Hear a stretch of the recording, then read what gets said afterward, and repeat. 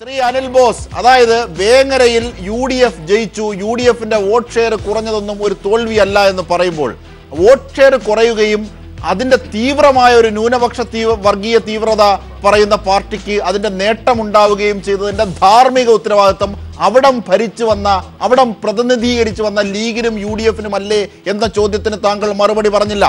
ഷാർപ്പാകൂ. അല്ലല്ല, അത് പറയാം. ചോദ്യമാണോ? ലീഗിനും പിന്നെ ഐക്യജനാധിപത്യ മുന്നണിക്കും 7000 വോട്ട് കുറഞ്ഞു. ആ 7000 വോട്ട് കുറഞ്ഞതിന്റെ കാരണം ഞാൻ വളരെ വ്യക്തമായി പറഞ്ഞു. കുഞ്ഞാലിക്കുട്ടി എന്ന് പറയുന്ന സ്ഥാനാർത്ഥിയും KN ഖാദറും തമ്മിലുള്ള അന്തരം, 2 PP ബഷീർ എന്ന കഴിഞ്ഞ തെരഞ്ഞെടുപ്പിൽ പരാജയപ്പെട്ട സ്ഥാനാർത്ഥിക്ക് അദ്ദേഹത്തിന്റെ പ്രദേശത്ത് കിട്ടിയ സഹതാപത്തിന്റെ അടിസ്ഥാനത്തിലുള്ള വോട്ടിലെ അല്പം വർധനവ്, അതോടൊപ്പം SDPIയിലേക്ക് വന്നിട്ടുള്ള മുസ്ലിം സമുദായത്തിൽപ്പെട്ട വർഗീയമായി ചിന്തിക്കുന്ന ചില ആളുകളുടെ കൊഴിഞ്ഞുപോക്ക്, ലീഗിൽ നിന്ന് കൊഴിഞ്ഞുപോക്ക്, അപ്പൊ ഇത്തരം കാര്യങ്ങൾ ഞാനിവിടെ തുറന്ന് അംഗീകരിച്ചതാണല്ലോ. തീർച്ചയായും യൂത്ത് ലീഗിന്റെ നേതാവ് ശ്രീ മോഹൻ താങ്കളിലേക്ക് എത്താം. താങ്കൾ ഒരുപാട് നേരമായി കൈവെക്കുന്നു. പക്ഷേ യൂത്ത് ലീഗിന്റെ നേതാവ് ഫൈസൽ ബാബുവിലേക്ക്. ഫൈസൽ ബാബു, അതായത് ലീഗ് മറ്റൊരർത്ഥത്തിൽ കൂടി പ്രതിക്കൂട്ടിലാവുകയാണ്. ഒന്ന്, ലീഗ് വിജയിച്ചുവെങ്കിലും കഴിഞ്ഞ വർഷത്തെ വിജയത്തിളക്കം ആവർത്തിക്കാനായില്ല.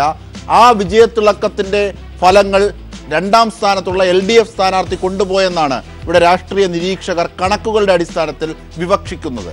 പക്ഷേ മറ്റൊന്നിതാണ്, SDPI പോലെ തീവ്രമായ ഒരു വർഗീയ കക്ഷിക്ക് നേട്ടമുണ്ടായി എന്നത്.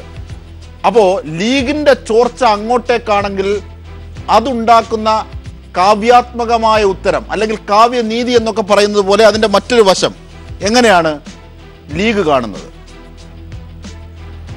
കാവ്യനീതി ഒന്നും അല്ല, അത് വലിയ വർഗീയതയല്ലേ?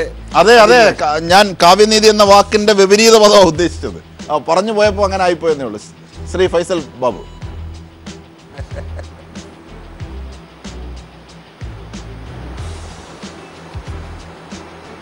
കേൾക്കാമോ ഫൈസൽ ബാബു? LDFന്റെ സകലമാന സന്നാഹങ്ങളും കേൾക്കാം. ശ്രീ ഫൈസൽ ബാബു, നമുക്ക് വിഷയം കുറെ കൂടി ഒന്നൊതുക്കാം.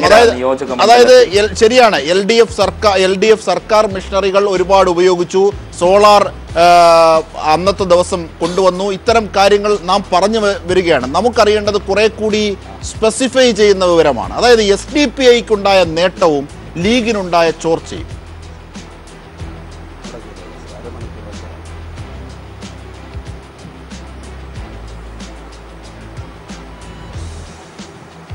ലക്ഷത്തോളം വരുന്ന ഭൂരിപക്ഷത്തിന് അഡ്വക്കേറ്റ് KN ഖാദർ വേങ്ങര നിയോജക മണ്ഡലത്തിൽ നിന്ന് വിജയിച്ചിരിക്കുന്നു എന്ന രാഷ്ട്രീയ സത്യം നിങ്ങൾ എന്തൊക്കെ കണക്കുകൾ നിരത്തിയാലും മറച്ചു വെക്കാവുന്ന യാഥാർത്ഥ്യമല്ല. നമ്പർ 1. നമ്പർ 2, എന്തിനാണ് നിങ്ങൾ ഇല്ലാത്ത ഒരു ഭീഷണിയെ പെരുപ്പിച്ച് കാണിക്കുന്നത്? കൃത്യമായ കണക്കുകളെ കൊണ്ട് നമുക്ക് ഇത് പെരും നുണയാണെന്ന് പറയാൻ പറ്റുമല്ലോ. SDPIയുടെ ഈ നിങ്ങൾ പറയുന്ന ഈ നേട്ടം 2014 ലോക്സഭാ തെരഞ്ഞെടുപ്പിൽ 97,071 വോട്ടാണ് അഹമ്മദ് സാഹിബ് മത്സരിക്കുന്ന സമയത്ത് വേങ്ങരയിൽ പോൾ ചെയ്ത വോട്ട്. 97,000 വോട്ട് പോൾ ചെയ്തപ്പോൾ SDPIക്ക് കിട്ടുന്ന വോട്ട് 9,058 വോട്ടാണ്. ഇപ്പോൾ 1,22,623 വോട്ട്, ഏകദേശം 1.25 ലക്ഷം വോട്ടുകൾ വേങ്ങരയിൽ പോൾ ചെയ്യുമ്പോൾ SDPIക്ക് കിട്ടുന്നത് 8,648 വോട്ടാണ്. പറയാവുന്ന എല്ലാ വർഗീയ വിഷയങ്ങളും, ചെയ്യാവുന്ന എല്ലാ ധ്രുവീകരണങ്ങളും, അഖിലയും ആതിരയും ഹാദിയയും എല്ലാം കൂട്ടുപിടിച്ച് വേങ്ങരയുടെ മനസ്സിനെ സ്വാധീനിക്കാൻ ശ്രമിച്ചിട്ടും 410 വോട്ടിന്റെ ചോർച്ച SDPIക്ക് സംഭവിച്ചിരിക്കുന്നു. വേങ്ങര നിയോജക മണ്ഡലം SDPIയുടെ വർഗീയ ധ്രുവീകരണ പ്രചരണത്തെ അർഹിക്കുന്ന അവജ്ഞയോടെ തള്ളിയിരിക്കുന്നു എന്നാണ് കണക്കുകൾ സംസാരിക്കുന്നത്. പിന്നെ എന്താണ് നിങ്ങൾ അസ്ഥാനത്ത് അല്ലെങ്കിൽ സത്യമല്ലാത്ത ഒരു വസ്തുതയെ പൊലിപ്പിച്ച് കാണിക്കുന്നത് എന്ന് എനിക്ക് മനസ്സിലാകുന്നില്ല. ഈ കണക്കുകളെ നിങ്ങൾ എങ്ങനെ വിശകലനം ചെയ്യും? SDPIക്ക് കിട്ടിയ ലോക്സഭാ തെരഞ്ഞെടുപ്പിൽ ഒരിക്കലും SDPI ഒരു പ്രസക്തമായ ഒരു പാർട്ടിയേ അല്ല. അഹമ്മദ് സാഹിബിനെ പോലുള്ള ഒരു കരുത്തനായ ഒരു സ്ഥാനാർത്ഥി അപ്പുറത്ത് നിൽക്കുന്നു. ലോക്സഭയിലേക്ക് SDPIക്കാർക്ക് പോലും അവകാശവാദമില്ല. പക്ഷേ നിയമസഭാ തെരഞ്ഞെടുപ്പ് വരുമ്പോൾ സ്ഥിതിഗതികൾ അങ്ങനെയല്ല. കുറെ കൂടി കാര്യങ്ങൾ തങ്ങൾക്ക് അനുകൂലമാണ് എന്നവർ പറയുകയാണ്. SDPIക്ക് പ്രചാരണ രംഗത്ത് മേൽക്കൈ നേടാനും അല്ലെങ്കിൽ അവരെ സൂം ചെയ്ത് ചിത്രത്തിലേക്ക് കൊണ്ടുവന്നതിനും LDF പ്രതിയാണ്. കാര്യം ന്യൂനപക്ഷങ്ങളുടെ അരക്ഷിത ബോധത്തെ ചൂഷണം ചെയ്യലാണ് ഇത്തരം വർഗീയ തീവ്ര സംഘടനകളൊക്കെ കാലാകാലങ്ങൾ ചെയ്തിട്ടുള്ളത്. ISS അതായിരുന്നു ചെയ്തത്, അതിനുശേഷം വന്ന PDP അതായിരുന്നു ചെയ്തത്, ഇപ്പോൾ SDPIയും ചെയ്തുകൊണ്ടിരിക്കുന്നത് അതാണ്. നിങ്ങളുടെ ജീവന് ഭീഷണിയുണ്ട്, നിങ്ങളുടെ അവകാശങ്ങൾ സംരക്ഷിക്കപ്പെടുന്നില്ല, നിങ്ങളുടെ സമൂഹം വലിയ പ്രതിസന്ധിയിലാണ് എന്ന ഒരു ഇൻസെക്യൂരിറ്റി ഫീലിംഗ് പടർത്തുക. ആ ഇൻസെക്യൂരിറ്റി ഫീലിംഗ് പടർത്തി അവർക്ക് സോളിഡ് എവിഡൻസ് കൊടുത്ത് അവരുടെ വാദങ്ങളെ ന്യായീകരിക്കാനുള്ള വിഷയങ്ങൾ ശ്രീ പിണറായി വിജയന്റെ നേതൃത്വത്തിലുള്ള കേരളം ഭരിക്കുന്ന ഭരണകൂടം കൊടുത്തിട്ടുണ്ടായിരുന്നു. എന്നിട്ട് പോലും വേങ്ങരയിലെ നിയോജക മണ്ഡലത്തിലെ ജനങ്ങളുടെ മനസ്സ് പിടിക്കാൻ അവർക്ക് സാധിച്ചിട്ടില്ല. 2014 ലോക്സഭാ തെരഞ്ഞെടുപ്പിൽ പിടിച്ച 9058 വോട്ട് അവർക്ക് സംരക്ഷിക്കാൻ പറ്റിയില്ല, നിലനിർത്താൻ പറ്റിയില്ല. 8648 വോട്ടിലേക്ക് SDPI താഴെ വരികയായിരുന്നു. അതും ഏകദേശം 4 ലക്ഷത്തോളം പോളിംഗ് വർധനവ് ഉണ്ടായിട്ട് പോലും പ്രതിനിധീകരിക്കുന്ന വ്യക്തി ഇവിടെയുണ്ട്, ശ്രീ മൂവാറ്റുപുഴ അഷ്റഫ് മൗലവി. ഫൈസൽ ബാബുവിനോട് എനിക്കിപ്പോൾ ഇവിടെ നിലവിൽ ഏറ്റവും ആക്രമിക്കപ്പെട്ട ഒരു പ്രസ്ഥാനത്തിന്റെ ഇരയായ ഒരു പ്രതിനിധിയാണ് ഞാൻ. കാരണം എല്ലാവരും ഒരു കാര്യം ഇവിടെ ഫൈസൽ ബാബു ഇൻസെക്യൂരിറ്റി ഫീലിംഗ് ഉണ്ട് എന്ന് വരുത്തി തീർക്കാൻ ശ്രമിച്ചു എന്നൊരു പ്രയോഗം നടത്തി. സത്യത്തിൽ ഇന്ത്യയിലെ കേരള മുസ്ലിം സമൂഹത്തിന് അത്തരം ഒരു സെക്യൂരിറ്റി ഫീലിംഗ് ഉണ്ട് എന്നത് വരുത്തി തീർക്കലല്ലോ.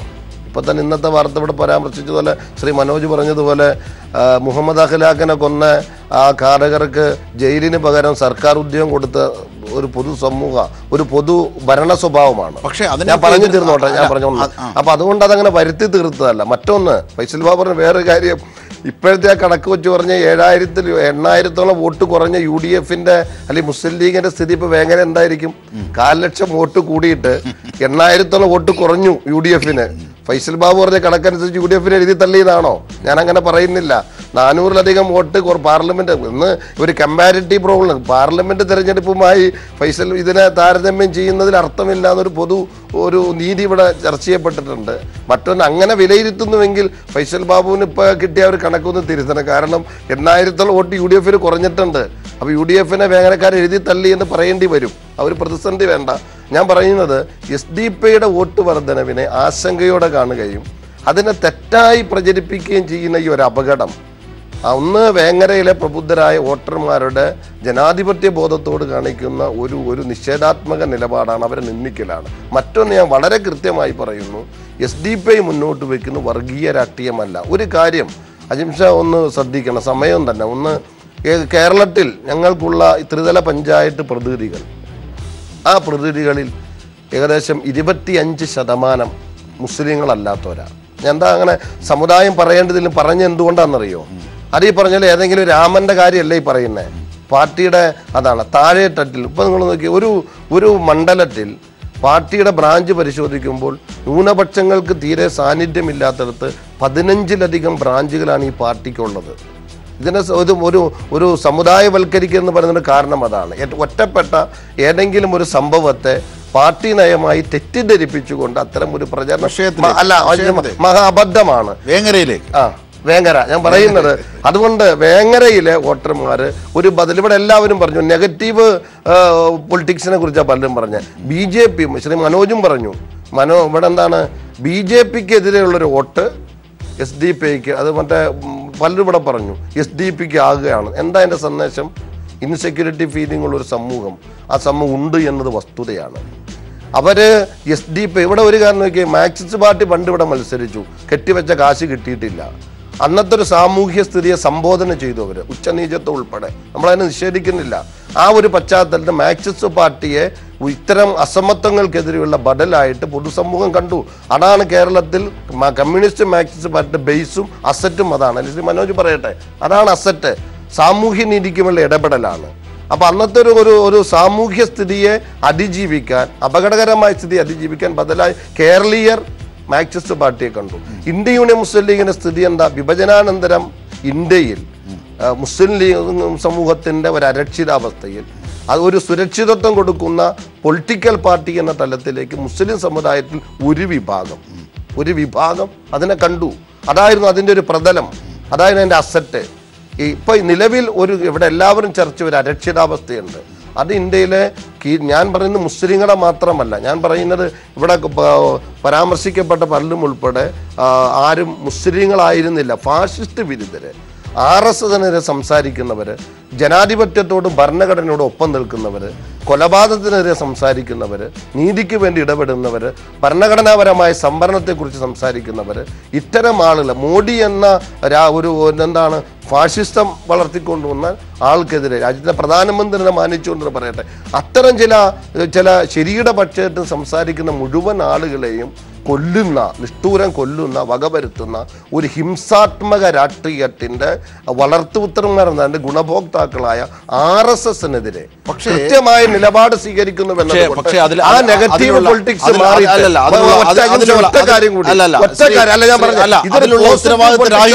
അതായത് നിങ്ങൾ പറയുന്നത് ഇത്തരത്തിൽ എന്താണ് സാമൂഹ്യ ജനാധിപത്യം, സാമൂഹ്യ ജനാധിപത്യവും സാമൂഹ്യ നീതിയുമാണ് മുമ്പോട്ട് വെക്കുന്നതെങ്കിൽ നിങ്ങൾ ഇപ്പോൾ ഈ രാഷ്ട്രീയം ഉപേക്ഷിച്ച് പിന്മാറേണ്ടതാണ് സത്യസന്ധമായി. കാരണം നിങ്ങൾ പറയുന്ന ഓരോ പറച്ചിലും RSSും BJPയും കൃത്യമായ ആയുധമാക്കുകയും അത് ന്യൂനപക്ഷ വേട്ടയ്ക്ക് കൂടുതൽ മൂർച്ചയുള്ള ആയുധത്തെ സൃഷ്ടിക്കുകയും ചെയ്യുന്നു. നിങ്ങൾ പറയുന്ന ഇത് ഈ യുക്തി മതേതരത്വത്തിലേക്കാണ് ആപ്ലിക്കബിൾ ആയി പോകേണ്ടത്. ഡെമോക്രസി ഞാൻ പറഞ്ഞത്, ഞാൻ സാമൂഹ്യ ജനാധിപത്യം എന്ന് മലയാളത്തിൽ പറഞ്ഞു. സോഷ്യൽ ഡെമോക്രസി എന്നത് നമ്മുടെ ഫണ്ടമെന്റൽ ആയിട്ടുള്ള രാജ്യത്തിന്റെ ആറ്റിറ്റ്യൂഡല്ലേ, അല്ലേ? അജിത് കുമാർ പറയട്ടെ. രാജ്യത്തിന്റെ അതെ ഭരണഘടന പരാമർശിക്കുന്ന സോഷ്യൽ ഡെമോക്രസിയെ കുറിച്ചാണ് പറയുന്നത്. ഈ രാജ്യത്തിന്റെ ബഹുസ്വരത നമ്മളെപ്പോഴും ബഹുമാനിക്കുന്ന, ഞാൻ സാധാരണ പറയും, രാജ്യത്തിന്റെ മതേതര സംസ്കാരത്തിന്റെ ഒരു ഒത്തമാണ് രാജ്യത്തിന്റെ ഭരണഘടന. ഇത് പറഞ്ഞു തീർന്നോട്ടെ. ആ ഭരണഘടനയുടെ മുഖ്യ കാർമ്മിയായ ബഹുമാന്യനായ ബാബാ സാഹിബ് ഡോക്ടർ BR അംബേദ്കർ വളരെ കൃത്യമായി പറഞ്ഞ ഒരു സാമൂഹ്യ ജനാധിപത്യമുണ്ട്. നമ്മുടെ ബഹുസ്വരതയ്ക്ക് ഇണങ്ങുന്നതാണ്. അത് വർഗീയമല്ല, വർഗപരമാണ്. അത്തരം ഒരു സാമൂഹ്യ രാഷ്ട്രീയം സാമ്പത്തിക രംഗത്തും ഭൂമിയുടെ കാര്യത്തിലും രാഷ്ട്രീയത്തിന്റെ കാര്യത്തിലും അധികാരത്തിന്റെ കാര്യത്തിലും സർവ്വതലത്തിലും സാമൂഹ്യ ജനാധിപത്യമാണ് ബദൽ. മതപരമായ രാഷ്ട്രീയത്തിന് ഫാഷിസ്റ്റ് രാഷ്ട്രീയത്തെ പ്രതിരോധിക്കാൻ സാധ്യമല്ല, വർഗീയ രാഷ്ട്രീയത്തിന് സാധ്യമല്ല.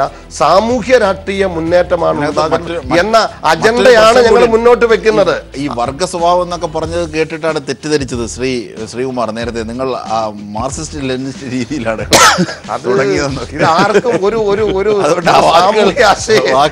സാമൂഹ്യ ആശയം ആർക്കും.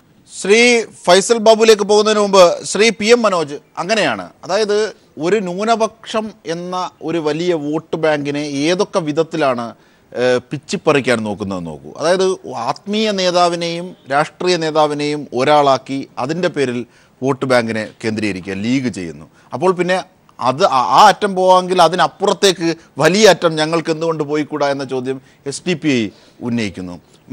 BJPയുടേതായ രാഷ്ട്രീയ സ്വഭാവം അവരുടേതായ അർത്ഥത്തിൽ നടത്തുന്നു. ഒരുപക്ഷെ വർഗീയമാകുന്നു നമ്മുടെ സമൂഹം. അവിടേക്ക് മതേതര കക്ഷികൾക്ക് കൂടുതൽ പ്രസക്തി ഉണ്ടാകുമ്പോൾ അവിടെ ഇടതുപക്ഷത്തെയാണ് ഒരുപക്ഷെ ലോകം അല്ലെങ്കിൽ ഇന്ത്യ ഉറ്റുനോക്കുന്നത്. ആ അർത്ഥത്തിലുള്ള കാര്യങ്ങൾ നിങ്ങൾ ചെയ്യുന്നുണ്ടോ എന്നുള്ളത് വിമർശിക്കപ്പെടേണ്ടതാണ്. ഇവിടെ കൃത്യമായി ചർച്ച ചെയ്ത് പോകേണ്ട ഒരു പോയിന്റാണ് അത് എന്നാണ് എനിക്ക് തോന്നുന്നത്. ഒന്ന്, ഞെക്കിപ്പിഴിയുന്ന സത്യസരണി, ഇടിച്ചു പിഴിയുന്ന യോഗാ കേന്ദ്രം, ഇത് രണ്ടുമാണ് കേരളത്തിൻ്റെയും ഏറ്റവും വലിയ സാമൂഹ്യ പ്രശ്നം എന്ന് പറഞ്ഞു നടക്കുന്ന രണ്ട് കൂട്ടരാണ് ഈ SDPIയും RSSും. ഈ ഒരു കല്യാണം സാധാരണ ഞാൻ അതിലേക്ക് വളരെ ഡീപ്പായിട്ട് പോവുകയല്ല. ഒരു വിവാഹം, ആ വിവാഹം വ്യക്തികളുടെ സ്വാതന്ത്ര്യമാണ്. ആ വ്യക്തികളുടെ സ്വാതന്ത്ര്യം അത് ഇത് എൻ്റെ കൂടെ ജോലി ചെയ്യുന്ന പലരുമുണ്ട്. മുസ്ലിം ഭാര്യ, ഹിന്ദു ഭർത്താവ്. അവരുടെ ജീവിതത്തിൽ ഒരു ഘട്ടത്തിലും മതം കടന്നു വരുന്നില്ല. മുസ്ലിമായിട്ട് ജീവിക്കുന്നു, ഹിന്ദുവായിട്ട് ജീവിക്കുന്നു, അതുപോലെ ക്രിസ്ത്യാനിയായിട്ട് ജീവിക്കുന്നു. മറ്റ് ഓരോ മതത്തിലും ഏത് മതത്തിലാണെന്ന് നോക്കാതെ ദമ്പതികൾ വളരെ അന്തസ്സായിട്ട് ജീവിച്ചു പോകുന്ന ഒരു പരിസരം കേരളത്തിലുണ്ട്. അത് തകർക്കാനാണ് ഇവർ ഈ ലവ് ജിഹാദ് എന്ന് ഒരു ഭാഗം പറയുന്നു, മറ്റൊരു ഭാഗം നേരെ തിരിച്ചുള്ള ആരോപണം ഉന്നയിക്കുന്നു. പ്രേമ വിവാഹം എവിടെ നടന്നാലും, നേരത്തെ ഒന്നും അതുണ്ടായിരുന്നില്ല, എവിടെ നിന്ന് നടന്നാലും പിടിച്ചു കൊണ്ടുപോയി ഒന്നുകിൽ സത്യസരണിയിൽ അല്ലെങ്കിൽ മറ്റേ യോഗാ കേന്ദ്രത്തിലേക്ക് ഇങ്ങനെ പിടിച്ചു കൊണ്ടുപോകുന്ന ഈ പരിസരത്തെ പരിപോഷിപ്പിക്കുന്ന രണ്ട് രാഷ്ട്രീയം വർഗീയതര രാഷ്ട്രീയമാണ്.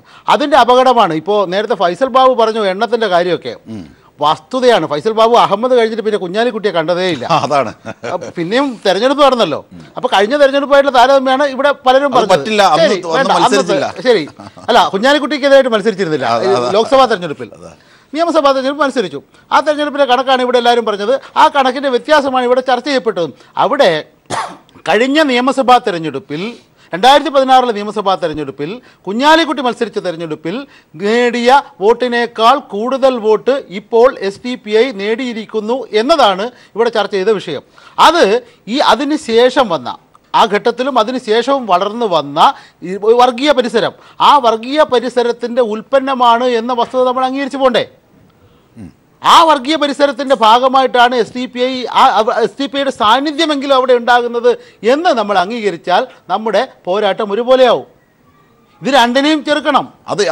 അതെങ്ങനെ ലീഗ് സഹിക്കും? നോക്കൂ, മതേതരമായ അതിൻ്റെ മേഖല നിങ്ങൾ എടുത്തുകൊണ്ട് പോകുന്നു, അതിന്റെ അംഗീകാരം തീവ്രമായ വർഗീയതയുടെ SDPI എടുക്കുന്നു, ലീഗാണ് ക്ഷയിക്കുന്നത്. അതെങ്ങനെ ലീഗിന് അംഗീകരിക്കാൻ? അവിടെയാണ് ലീഗിന്റെ പ്രശ്നം.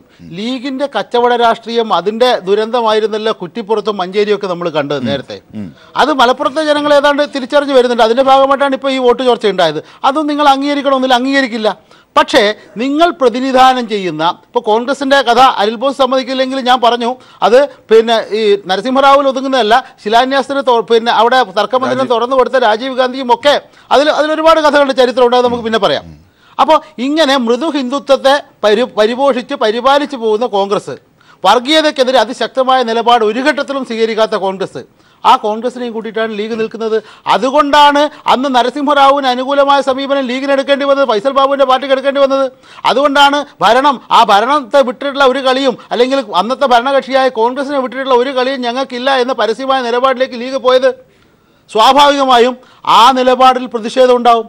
അത്തരം പ്രതിഷേധക്കാരെ കൂടി പിടിച്ചു വലിക്കാൻ നിൽക്കുന്ന വർഗീയ ശക്തികൾ അവർക്കുള്ള റിക്രൂട്ടിംഗ് കേന്ദ്രമായിട്ട് ലീഗ് മാറരുത് എന്നാണ് ഞങ്ങൾക്ക് നിങ്ങളോട് പറയാനുള്ളത്. അതാണ് ശ്രീ ഫൈസൽ ബാബു, ശ്രീ PM മനോജ് ചില പരിഹാസം കൂടി ഉൾപ്പെടുത്തിയെങ്കിൽ പോലും പറഞ്ഞ രാഷ്ട്രീയം വളരെ വ്യക്തമായി അടിവരയിടേണ്ടതാണ്.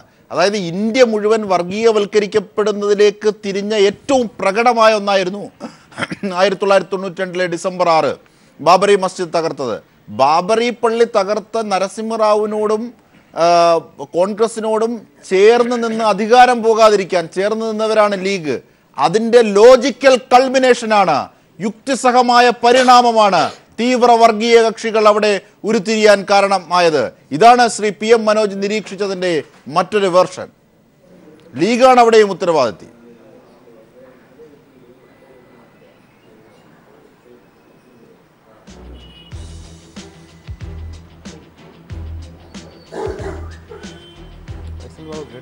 ശ്രീ ഫൈസൽ ബാബു, താങ്കൾ കേട്ടില്ല. അനിൽ ബോസ് ഇതിനെ വേറൊരു മൊഴിമാറ്റത്തിൽ താങ്കളോടും ചോദിക്കാം. അതായത് കോൺഗ്രസ് ആണ്, നരസിംഹറാവു ആണ്, അതായത് ഒരുപക്ഷെ ഇത്രയേറെ മൃഗീയ ഭൂരിപക്ഷത്തിൽ അധികാരത്തിലിരിക്കുന്ന ഘട്ടത്തിലാണ് നരസിംഹറാവു ഈ വിധത്തിൽ ഒരു കാര്യം ചെയ്യുന്നത്. ലീഗ് അടക്കമുള്ളവർ അതിനെ പിന്തുണയ്ക്കുകയും ചെയ്തു. ഒരുപക്ഷെ ഇന്ത്യ മുഴുവൻ വർഗീയ സ്വഭാവത്തിലേക്ക് തിരിയാനും വർഗീയതയ്ക്ക് മേൽക്കൈയുള്ള രാഷ്ട്രീയത്തിന് കൂടുതൽ അധികാരം ലഭിക്കാനും സഹായകമായ ഒന്നായിരുന്നു അത്. അതിനേക്കൊക്കെ വഴിവെച്ചത് കോൺഗ്രസ് ആയിരുന്നു, അല്ലെങ്കിൽ കോൺഗ്രസും അവരുടെ കൂട്ടരുമായിരുന്നു, ലീഗ് അടക്കമുള്ളവർ. അതാണ് മറ്റൊരു യുക്തിസഹമായ പരിണാമമായി ഇതിലേക്ക് എത്തിച്ചേരുന്നത് എന്ന് നിരീക്ഷിച്ചാൽ തെറ്റുണ്ടോ? ശ്രീ PM മനോജ് സൂചിപ്പിച്ചത് അടിവരയിടേണ്ട ഒരു രാഷ്ട്രീയം തന്നെയാണ്, ചരിത്രമാണത്. അല്ല, PM മനോജിൻ്റെ നിരീക്ഷണമൊക്കെ ഇടതുപക്ഷത്തിൻ്റെ ഒരു നിരീക്ഷണമായിട്ട് കണ്ടാൽ മതി.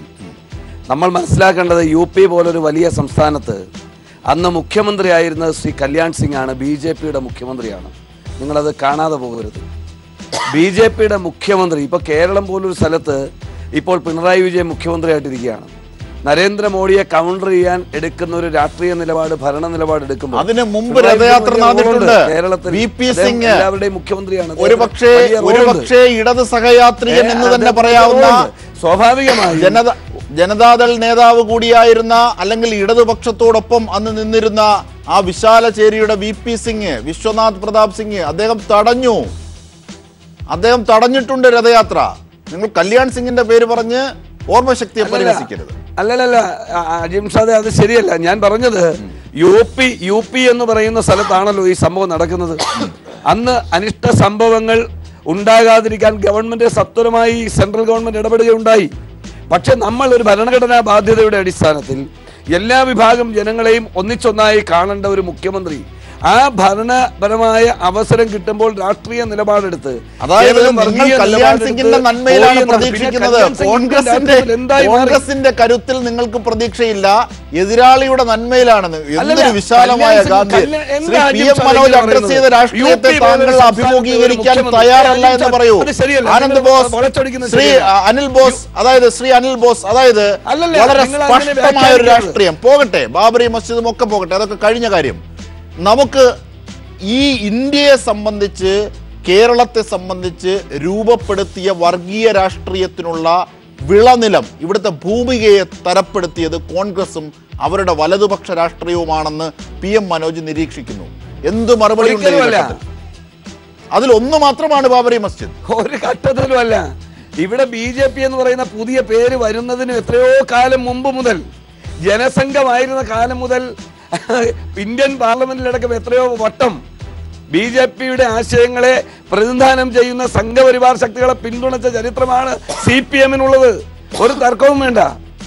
ഇപ്പം SFIയുടെ അഖിലേന്ത്യാ പ്രസിഡന്റായി ഈ അടുത്ത ദിവസം രാജ്യസഭാംഗമായി പുറത്താക്കപ്പെട്ട ബംഗാളുകാരനുണ്ടല്ലോ, സുബ്രതോ, അദ്ദേഹം പോകാൻ പോവാ BJP-യിലേക്ക്. അതാണ് നമ്മൾ കേരളം ഇന്ത്യയും കണ്ടുകൊണ്ടിരിക്കുന്നത്. BJP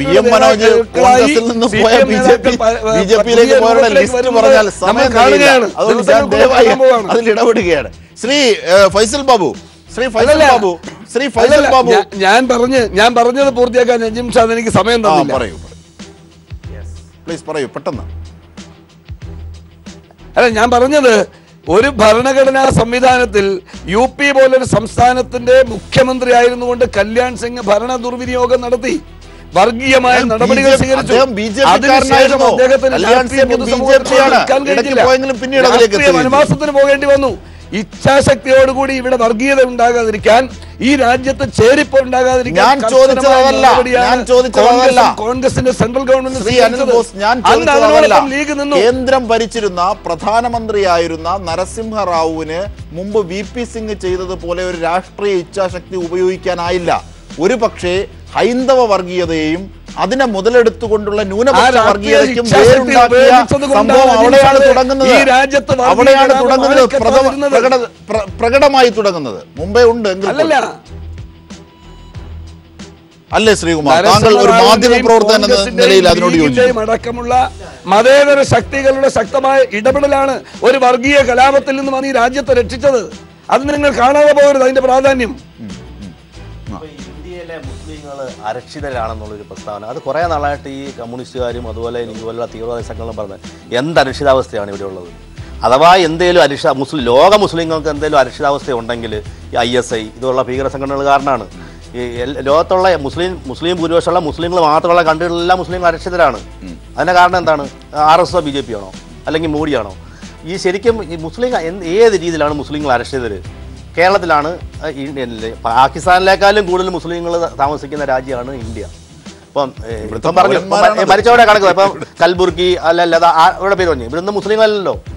ഏത് രീതിയിലുള്ള അരക്ഷിതാവസ്ഥയാണ് മുസ്ലിം? അവരെയൊക്കെ നിങ്ങൾക്ക് അല്ല, ഞാൻ ചോദിച്ചത്, ഞാൻ ഒരു ലോജിക്കിന് ചോദിക്കുകയാണ്. മുസ്ലിങ്ങൾ എന്ന പേരിൽ ഒരു അറ്റാക്ക്, അല്ലെ മുസ്ലിങ്ങൾ എന്ന പേരിൽ ഒരു മാറ്റി നിർത്തൽ, അല്ലെ മുസ്ലിം എന്നുള്ള കൊലപാതകം, ഇങ്ങനെയൊന്നുമില്ലല്ലോ. ഇന്ത്യയിൽ ഇപ്പൊ കൊലപാതകം നടക്കുന്നത് BJP ആണോ RSS ആണോ പരിവാറാണോ പറയും. എങ്കിൽ പോലും മുസ്ലിങ്ങൾ എന്ന നിലയിൽ ഒരു പ്രശ്നമില്ലല്ലോ. ഇപ്പം ദളിതർ അരക്ഷിതാവസ്ഥരാണെന്ന് പറയാം അങ്ങനെ ആകുമ്പോൾ, അല്ലെങ്കിൽ സാഹിത്യപരമായ ഞാൻ പറയുകയാണെങ്കിൽ പറഞ്ഞോട്ടെ അല്ല. പക്ഷേ നിങ്ങൾ വേറെ കാര്യം, ഇപ്പോൾ ഇവിടെ 8000 വോട്ട് കിട്ടിയ ഞങ്ങളെ കളിയാക്കുന്നത് ജനാധിപത്യത്തെ കളിയാക്കുന്നതാണ്, വോട്ടർമാരെ കളിയാക്കുന്ന പറയുന്ന ആ ആർഗ്യുമെന്റ് അവിടെ വരൂലേ? BJP ഈ RSS റൂട്ട് മാർച്ച് നടത്തിയ അല്ല മോഡിയെ കൊണ്ട് അവിടെ ഇരുത്തിയിരിക്കുന്നത്. വോട്ട് നേടി ജയിച്ച് ജനാധിപത്യ രീതിയിൽ ജയിച്ചാണ്. നമ്മൾ എല്ലാവരും കൂട്ടി എത്ര ആയിക്കോട്ടെ, നമ്മുടെ പാർലമെന്ററി ജനാധിപത്യ സംവിധാനത്തിൽ നേരായ മാർഗത്തിലൂടെ ജയിച്ചവരാണല്ലോ ഈ BJPയുടെ ആൾക്കാർ എല്ലാവരും, അല്ലാതെ RSS